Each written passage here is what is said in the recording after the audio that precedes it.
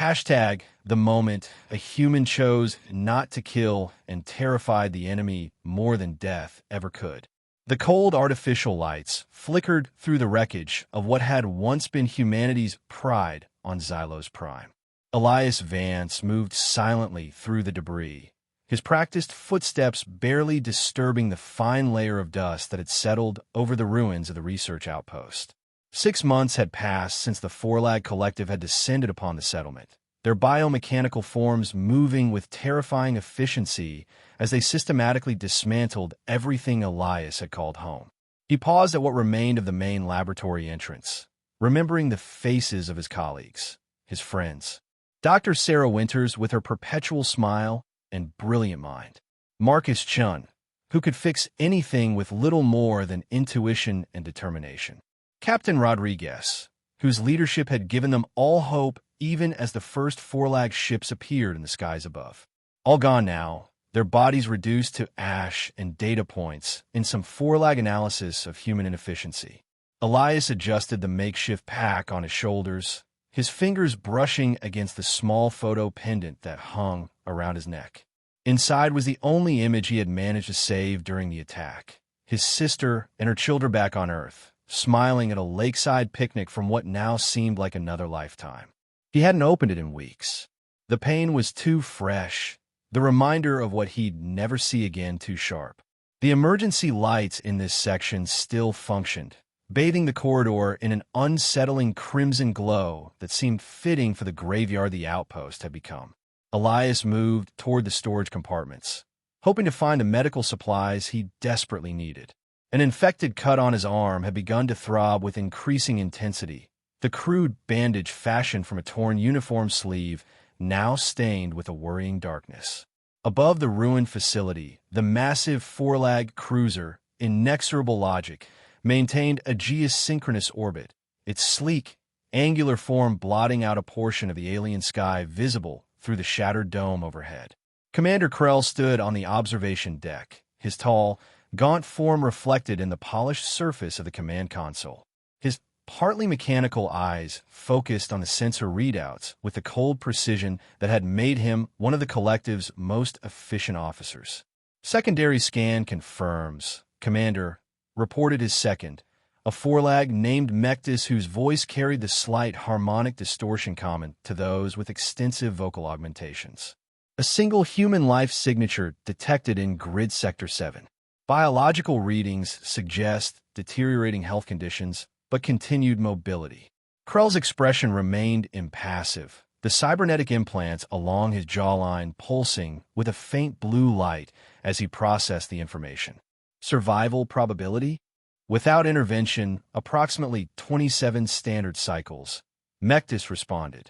The specimen appears to be experiencing systemic infection and malnutrition. Krell's thin lips formed what might have been mistaken for a smile on a more emotional being. Fascinating resilience. Most organics would have expired within days of our cleansing operation. This one has persisted for half a solar revolution. Shall I dispatch termination drones, Commander? Mectis inquired, already preparing the command sequence. No. Krell's decision came with the swift finality that characterized all Forlag command decisions. This presents a unique opportunity for field observation of human adaptation strategies. I will lead a capture team personally. Prepare a containment unit for eventual specimen transfer. Standard biological hazard protocols. Mectis hesitated, something nearly unheard of among the Forlag.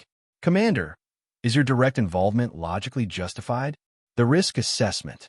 The risk is negligible, Krell interrupted, his voice taking on a sharper edge. A single, injured human presents no significant threat. More importantly, direct observation of this specimen may yield insights applicable to our upcoming Terra Prime operation. The collective seeks efficiency in all things Mectis. This is the most efficient path to valuable data. Mectis lowered his head in acknowledgement. Your logic is sound, Commander. Preparing capture team now. As the preparations began, Krell turned his attention back to the planet's surface. His enhanced vision zoomed in on the broken dome of the former human outpost. Somewhere in that wreckage crawled the last human on Xylos Prime, unaware that its borrowed time was about to expire.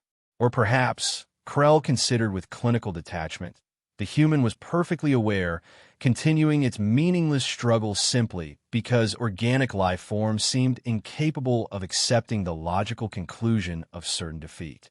This persistent irrationality was precisely why the Four-Lag Collective had determined that humanity, like so many species before them, required correction or elimination.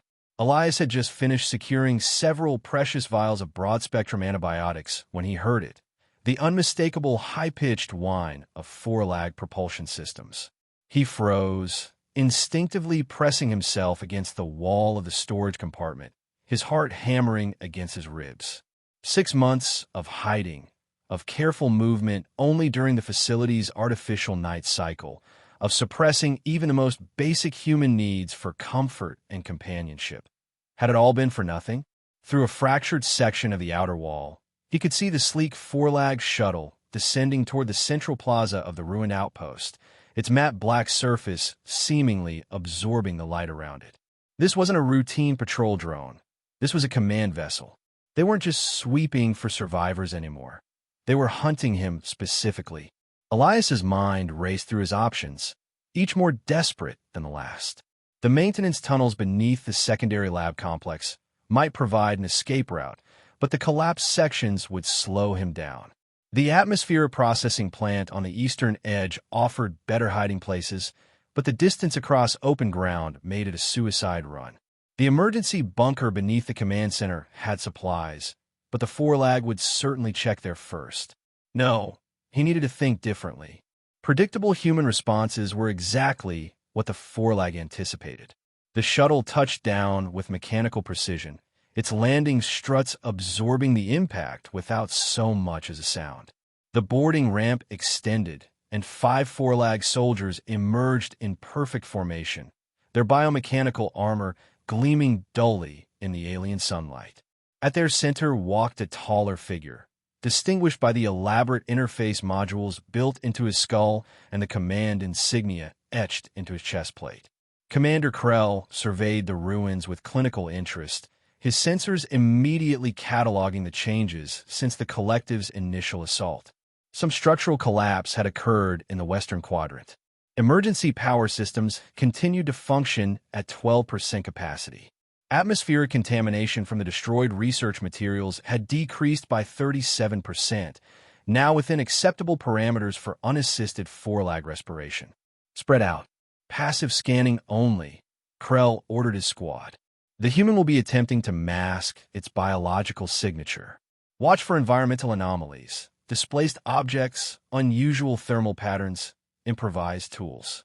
The Four-Lag squad moved with the silent efficiency of predators who knew their prey had nowhere to run. Their sensor arrays swept methodically through the debris, cataloging and analyzing everything they encountered.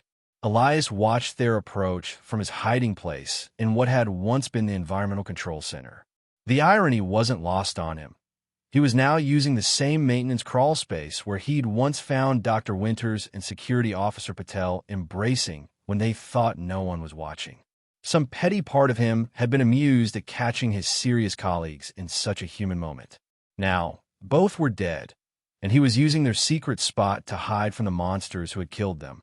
He steadied his breathing, forcing his heart rate to slow. The Four-Lag biocenters could detect elevated vital signs at close range. He discovered this the hard way 3 months ago when a patrol had nearly found him during a nightmare-induced panic attack. Only a suddenly collapsing ceiling section had saved him then, burying the drones in rubble while he escaped through a ventilation shaft.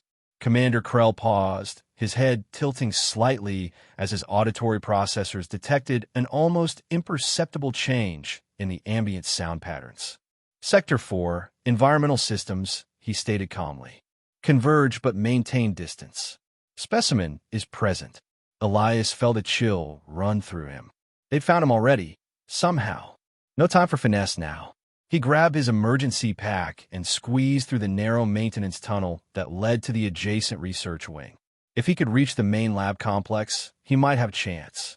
The damaged reactor core still emitted enough radiation to interfere with Forlag's sensory systems. Not enough to harm them, but enough to give him a slight edge.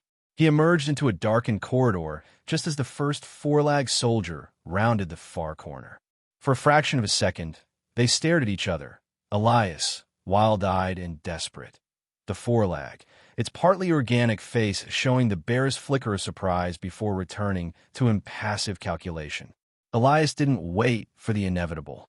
He slammed his hand against the emergency bulkhead control, an action the Forlag clearly hadn't anticipated from a supposedly primitive human.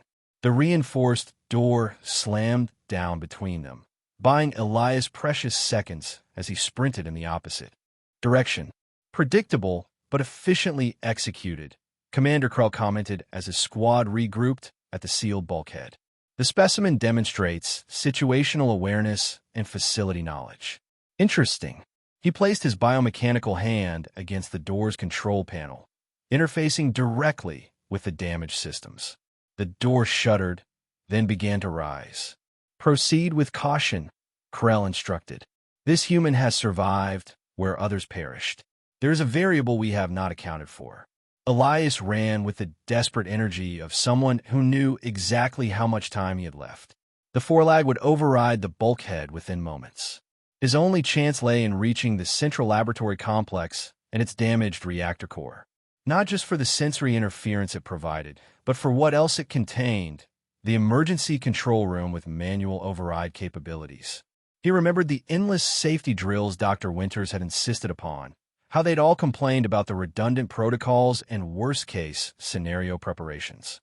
These procedures seem excessive, Sarah, he'd told her once over coffee in the commissary.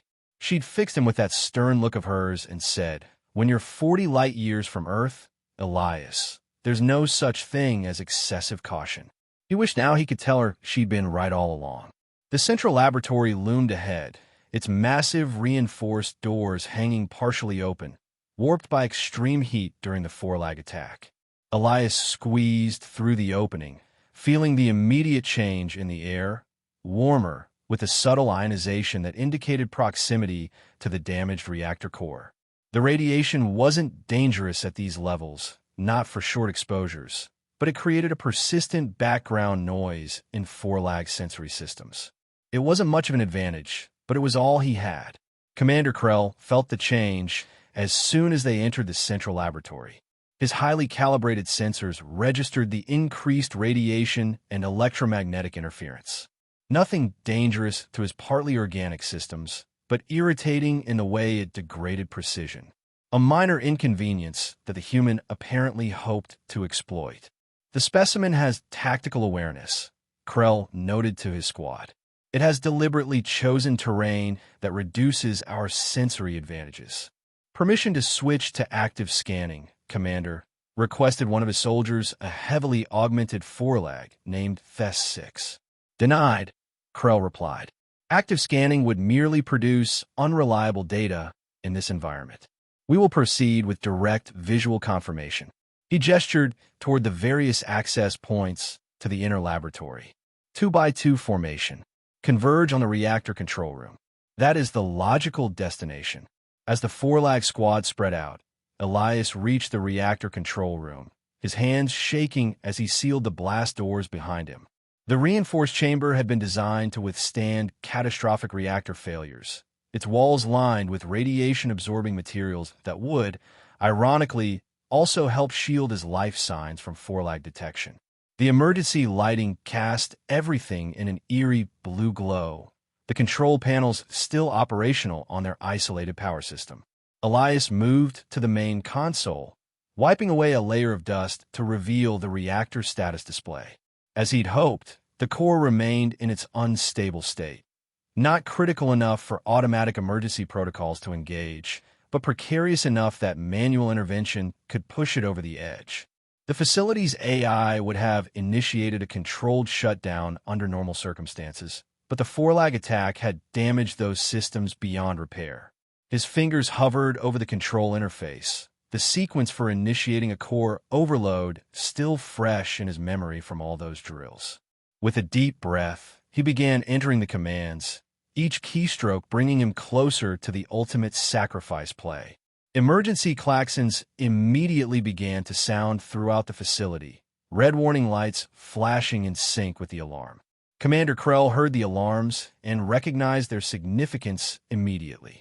The specimen has initiated a reactor overload sequence, he informed his squad, his voice maintaining its mechanical calm despite the sudden shift in tactical reality. Probability of containment, 0. Probability of survival if we remained, 0. The massive blast doors of the reactor control room stood sealed before them. Its reinforced structure designed to withstand precisely the kind of catastrophe now building on the other side. Krell approached the doors, scanning the control mechanisms with his enhanced vision. The override has been disabled, he noted. Breaching protocols will require approximately 3 minutes. Commander, FES-6 interjected. Ship sensors confirm the overload sequence is genuine. Core temperature rising beyond safety parameters. Estimated time to critical mass, for minutes. 20 seconds. Krell processed this information with the cold logic of the collective. Continue breaching procedures. Alert the inexorable logic to withdraw to safe orbital distance. The specimen has chosen mutual destruction. Inside the control room, Elias watched the reactor readings climb, the core temperature rising as the containment fields began to fluctuate.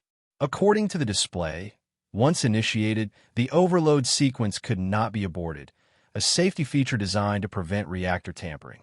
In just over 4 minutes, the entire facility would be vaporized in a thermonuclear reaction that would leave nothing but a smoldering crater. The Forlag squad would be annihilated, and even their orbiting ship might sustain damage if it remained too close. A bitter smile crossed Elias's face. 6 months of hiding, of surviving against impossible odds, had led to this moment. Not escape, not rescue, but at least a chance to strike back at the beings who had destroyed everything he cared about on this distant world. He removed the photo pendant from around his neck, flipping it open to look at his sister's face one last time. On the other side of the blast doors, Commander Krell established a direct communication link with the control room, his cybernetic systems easily bypassing the damaged communications array. Human specimen. His voice echoed through the control room speakers. Your actions are illogical. The overload sequence will terminate your existence along with ours. Elias looked up, startled by the sudden voice. After a moment's hesitation, he responded, knowing the Forlag could hear him. That's the point, Commander. You took everything from me. My friends, my work, my future. Seems logical enough to me that I'd return the favor. There was a pause before Krell responded, his voice betraying the faintest hint of genuine curiosity. You value retribution over self-preservation? Fascinating. The collective's assessment of human priorities requires updating. You don't understand anything about humans, Elias replied, watching the countdown timer tick relentlessly forward.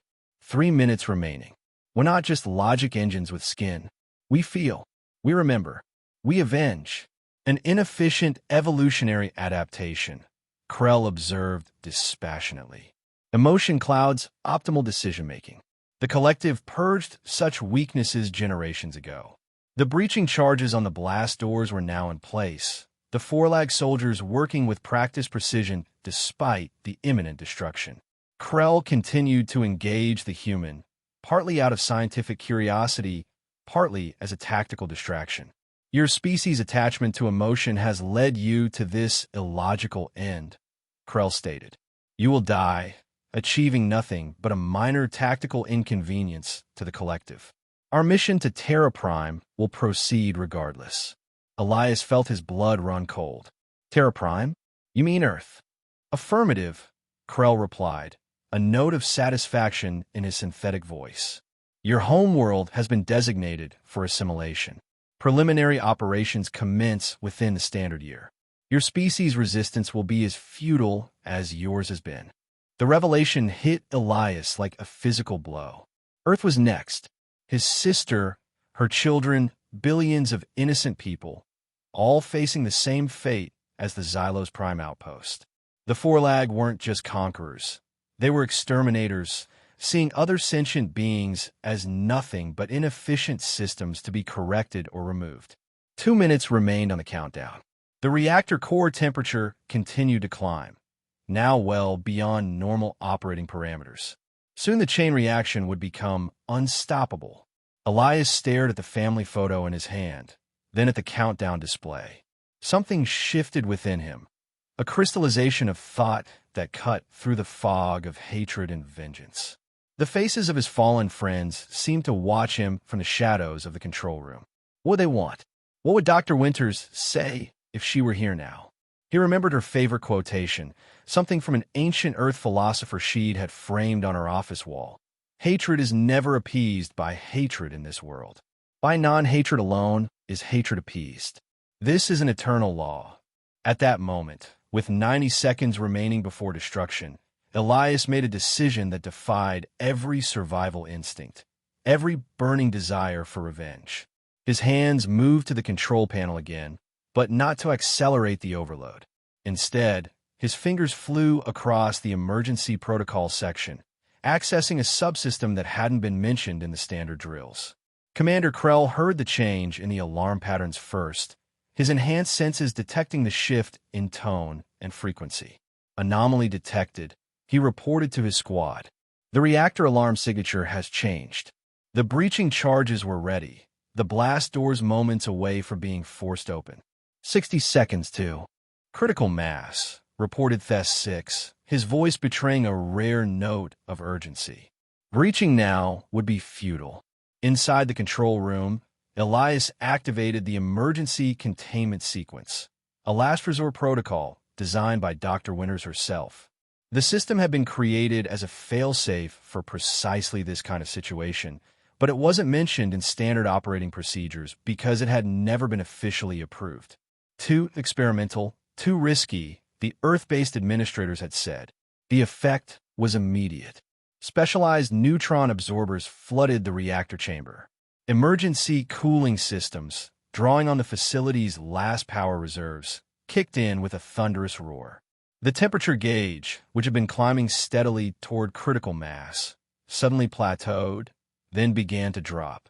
The warning klaxons abruptly silenced. The flashing red emergency lights switched to steady amber. A computerized voice announced, "Emergency containment protocol engaged. Reactor stabilizing. Critical event avoided." Transitioning to cold shutdown. Outside the blast doors, the Forlag squad froze in unified confusion. Thes-6 checked his readings twice. "Commander, the overload sequence has been aborted. The reactor is stabilizing." Krell's partly organic face registered genuine surprise, an expression so rarely seen on a Forlag that his soldiers stared momentarily. "Verify," he ordered sharply. "Confirmed, Commander," replied Thes-6. Core temperature dropping. Containment fields strengthening. All indicators show imminent cold shutdown. Krell turned his attention back to the communication link. "Human specimen, explain your actions.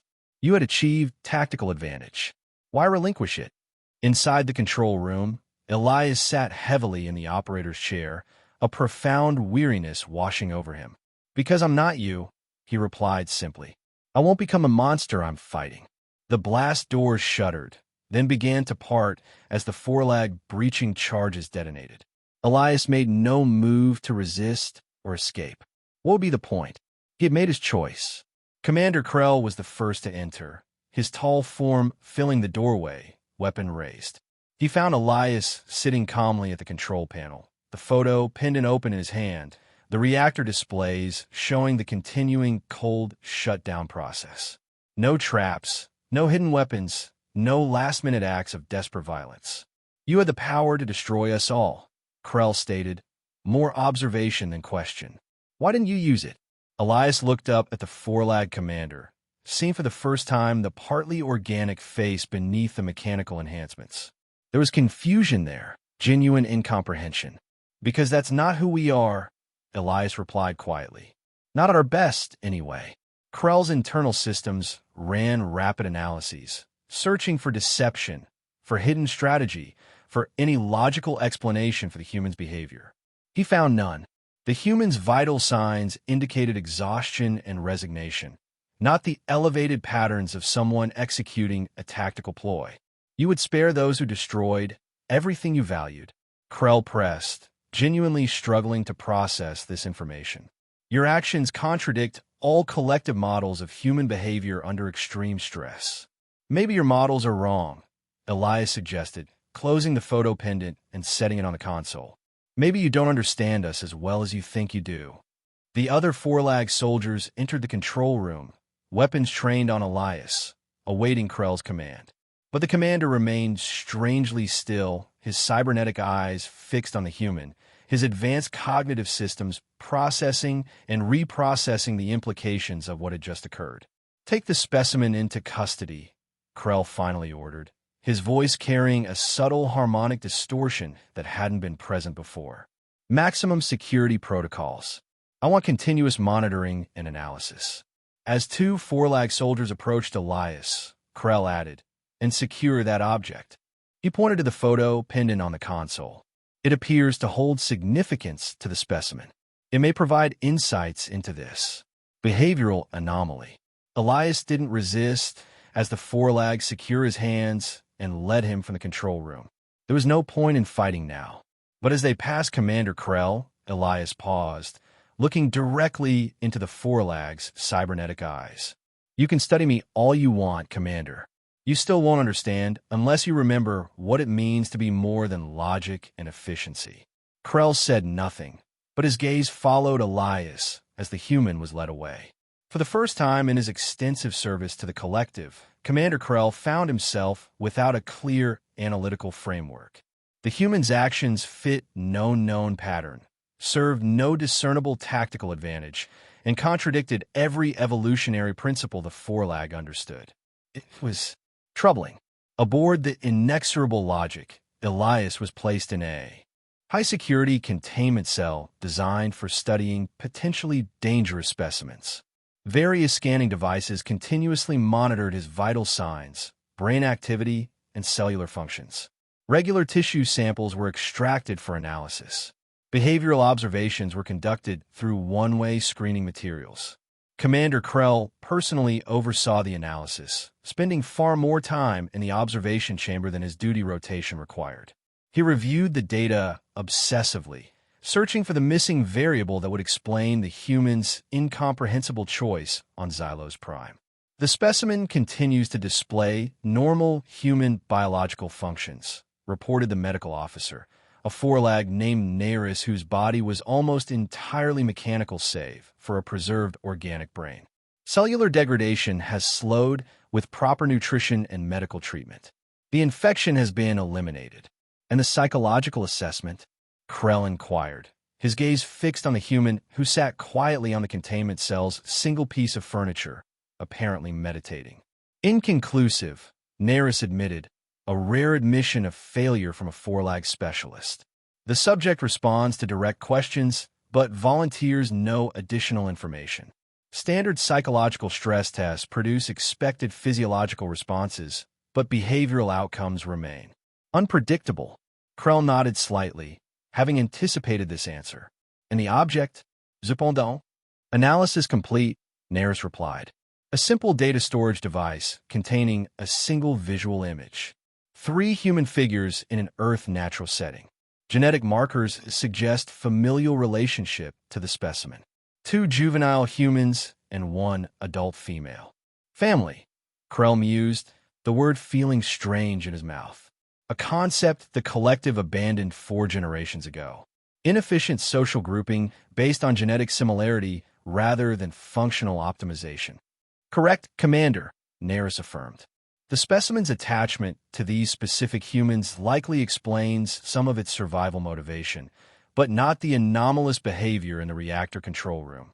Krell dismissed the medical officer with a gesture, remaining alone in the observation chamber. Through the one-way screen, he studied Elias, this human who had done the incomprehensible, who had held absolute power over life and death, and chosen to relinquish it. After several minutes of contemplation, Krell activated the communication system. Human specimen, identify yourself.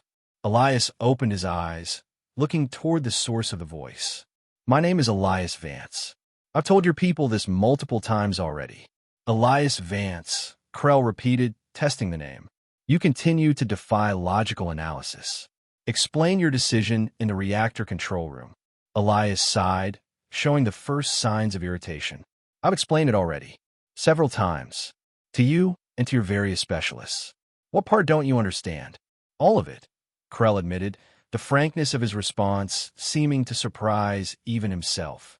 "Your actions served no evolutionary advantage. You gained no tactical benefit. You achieved no objective beyond your own eventual termination. These are not rational choices."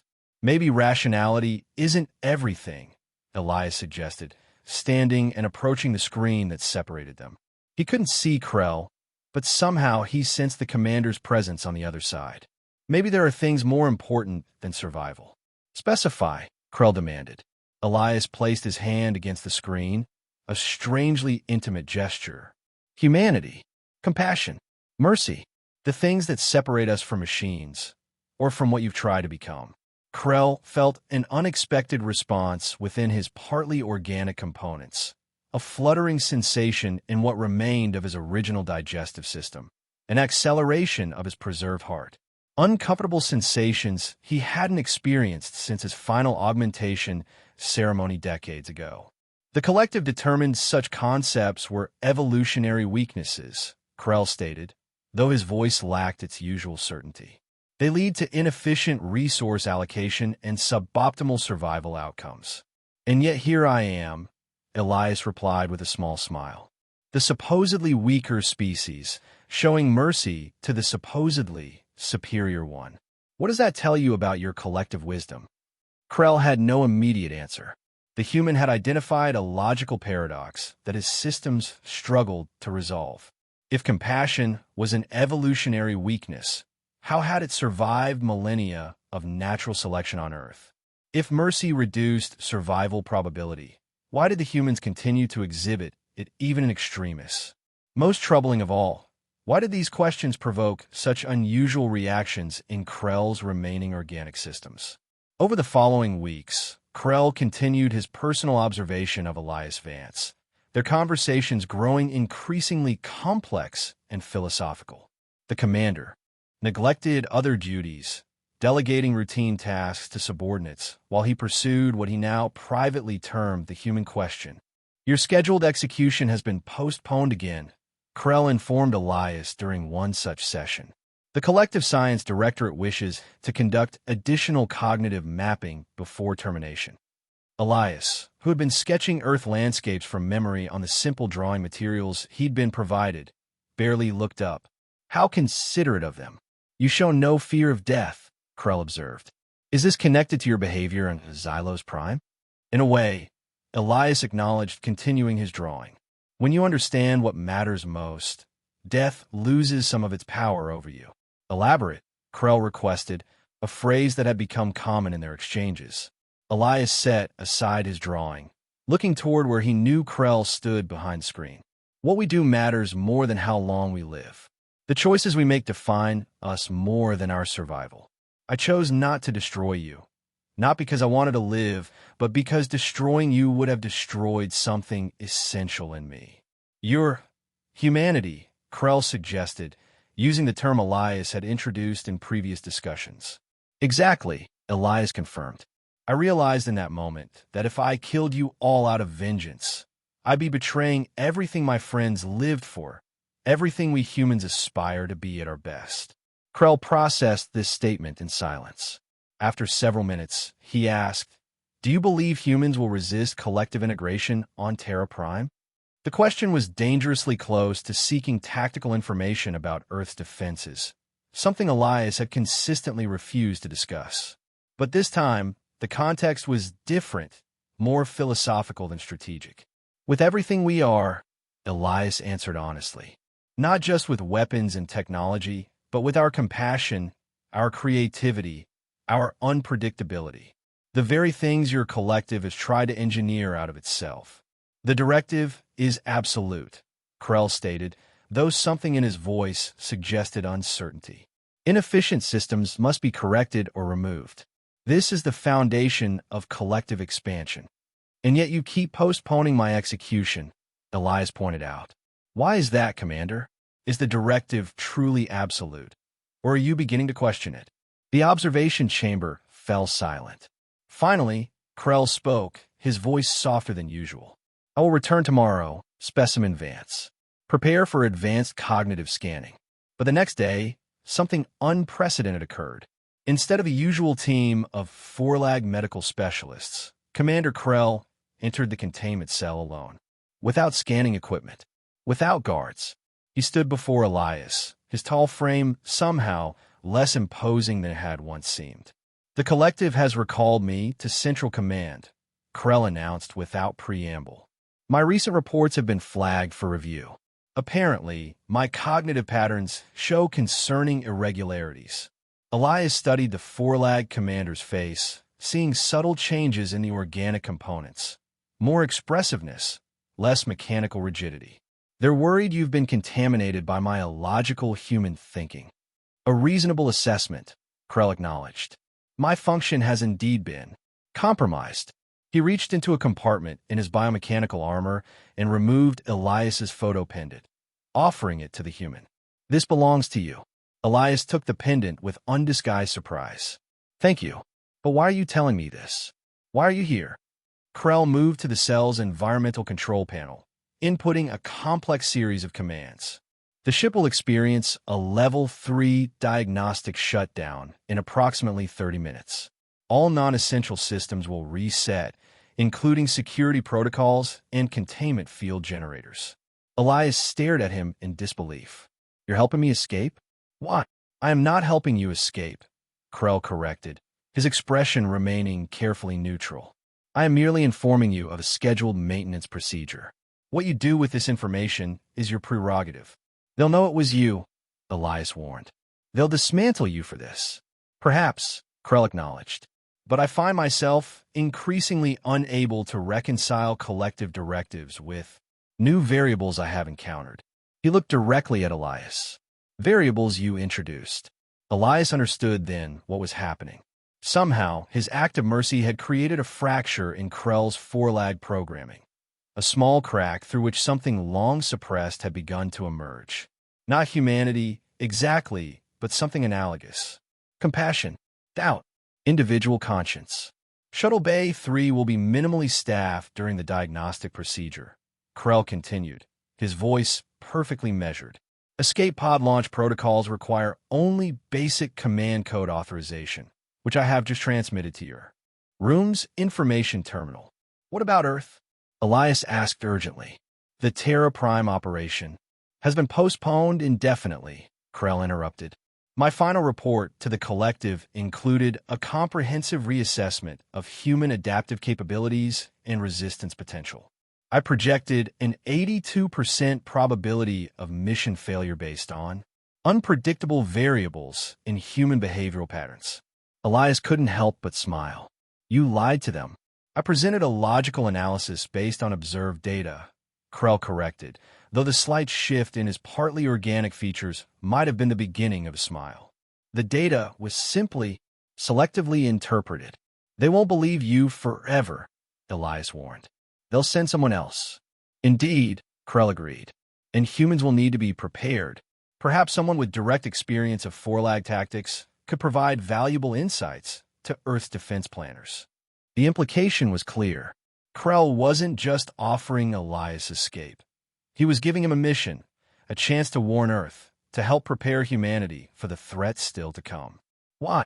Elias asked again, needing to understand. What changed you? Krell was silent for a long moment. Finally, he said, when you chose not to destroy us, you demonstrated a type of power the collective had not accounted for. The power to defy not just external control, but internal imperatives. The power to choose against one's own apparent self-interest. He paused, seeming to search for words. It was terrifying, more terrifying than death, which is merely the cessation of function. This was the possibility that our entire understanding of sentient behavior is flawed. Compassion scared you more than death, Elias summarized, a note of wonder in his voice. Not just me, Krell revealed. My report on your behavior has created significant disruption within the collective hierarchy. Questions are being asked that have no logical answers. Doubts are emerging where certainty once prevailed. He moved toward the door. Some are calling for immediate termination of all research into human psychological patterns. Others advocate for complete reassessment of assimilation protocols. The collective has never faced this kind of ideological contamination before. You've created doubt in a system built on certainty, Elias realized. I have merely exposed a pre-existing flaw in our understanding, Krell corrected. The diagnostic shutdown begins in 22 minutes. I must return to my command duties. He hesitated at the doorway, an uncharacteristic gesture for a forelag.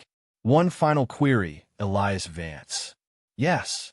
When humans choose mercy over vengeance, is there a feeling that accompanies this choice? Elias considered the question carefully. Peace, he answered finally. Not happiness exactly, but a kind of peace. The knowledge that you've remained true to the best part of yourself. Krell nodded slowly. Fascinating. This may explain the anomalous neural activity I have been experiencing. He straightened, resuming his commander's bearing. Goodbye, Elias Vance. We will not meet again. With that, he was gone, leaving Elias alone in the suddenly unlocked cell, the countdown to his opportunity for freedom ticking away in his mind. True to Krell's word, exactly 30 minutes later, the lights throughout the cell block flickered momentarily before switching to emergency backup. The containment field that had formed an invisible barrier over the cell entrance dissipated with a soft hiss. In the corridor beyond, the usual patrol of forelag guards was conspicuously absent. Elias moved swiftly, following the route to Shuttle Bay 3 that he had memorized from the ship schematic Krell had left on his information terminal. He encountered no resistance. The few forelag technicians he passed seemed preoccupied with the diagnostic shutdown, barely glancing at the human moving purposefully through their midst. The escape pod was exactly where Krell had indicated, a small, self-contained vessel designed for emergency evacuation. Elias entered the command code he'd been given, watching with relief as the pod systems came online. Within minutes, he had detached from the inexorable logic and was accelerating away from the massive forelag cruiser. As the distance between them grew, Elias activated the long-range communication system, inputting the coordinates for the nearest human outpost, a mining colony in the Epsilon Eridani system. They were unlikely to have defenses capable of repelling a full forelag assault, but they had faster-than-light communication capabilities. They could relay his warning to Earth. This is Elias Vance, sole survivor of Xylo's Prime Research Outpost. He transmitted once the communication link was established. Emergency Priority Alpha. I have critical intelligence regarding forelag collective operations and tactical capabilities. Request immediate secure channel to Earth Defense. Command.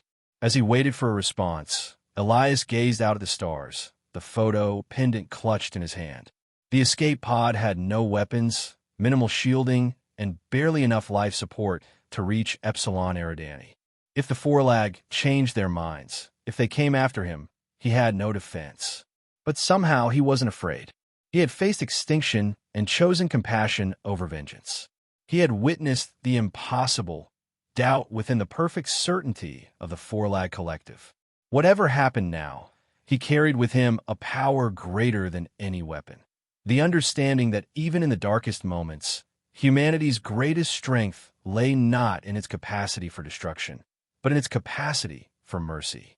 Aboard the inexorable logic, Commander Krell stood on the observation deck, watching the small escape pod disappear into the darkness of space. The security alert had been easy enough to suppress, a simple classification of system anomaly during the diagnostic procedure. Commander, shall I dispatch pursuit craft?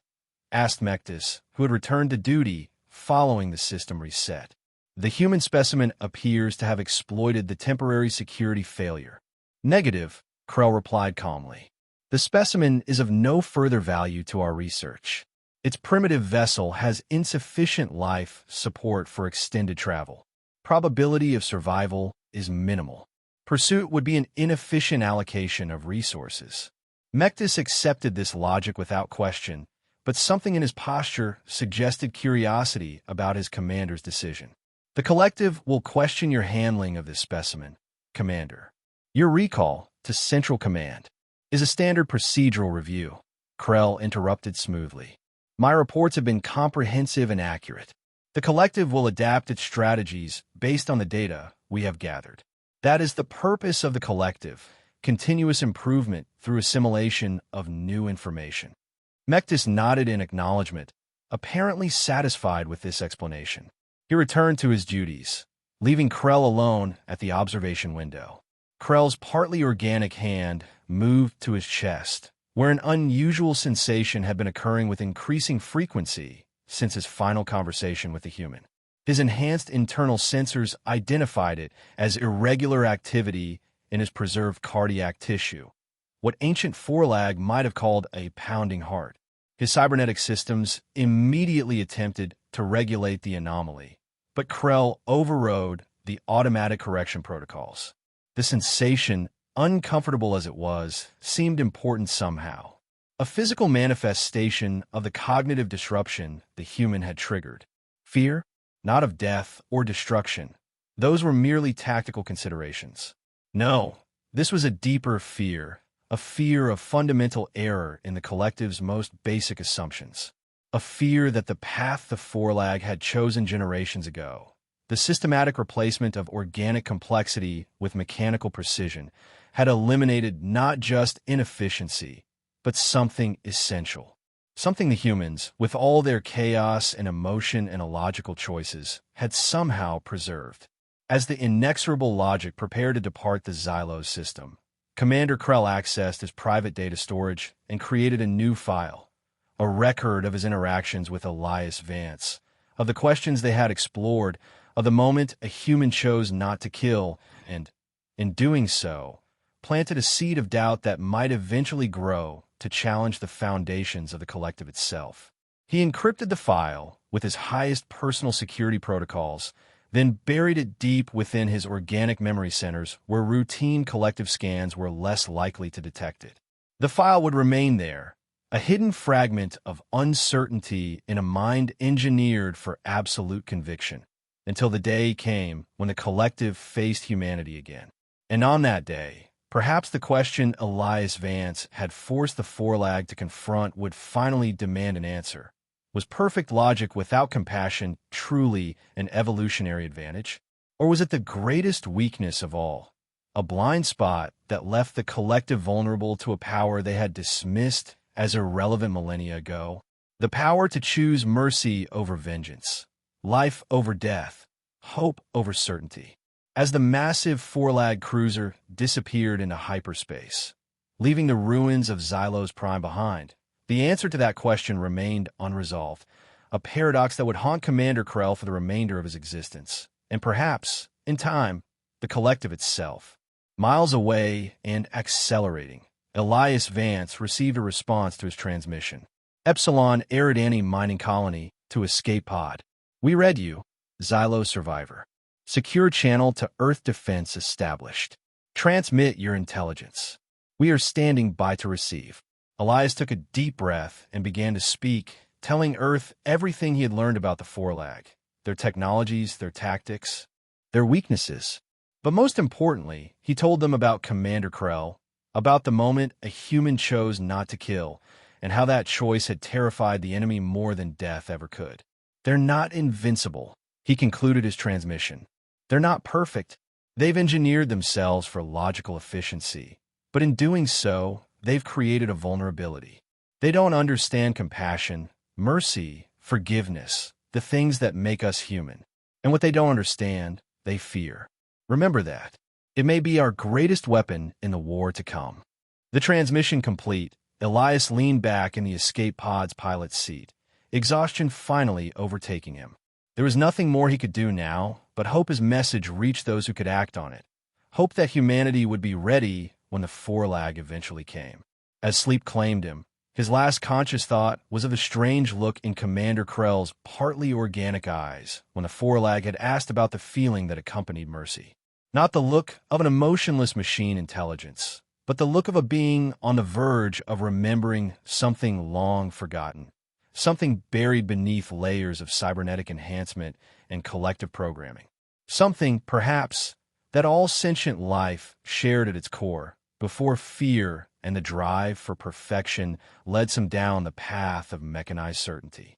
The escape pod continued its journey through the void, carrying with it not just a survivor with vital tactical information, but the seed of an idea that might ultimately prove more powerful than any weapon in humanity's arsenal.